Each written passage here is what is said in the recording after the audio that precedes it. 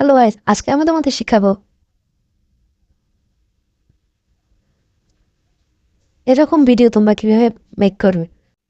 So তোমরা প্রথমে CapCut open করবে এবং তোমরা যে ফটোটা এডিট করতে চাও সেটা সিলেক্ট করবে।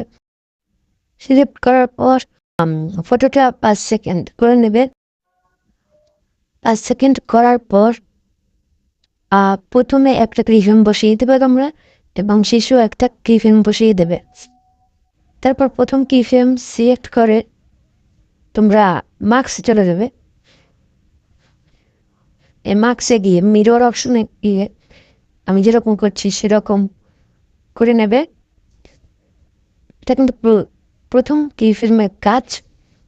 এইটা তারপর একটু ঝাপসা করে দেবে এইটা থেকে। হ্যাঁ, তারপর প্রথম কি ফিল্মেরটা একদম উপরে কোনায় দিয়ে দিয়ে দেবে। তারপর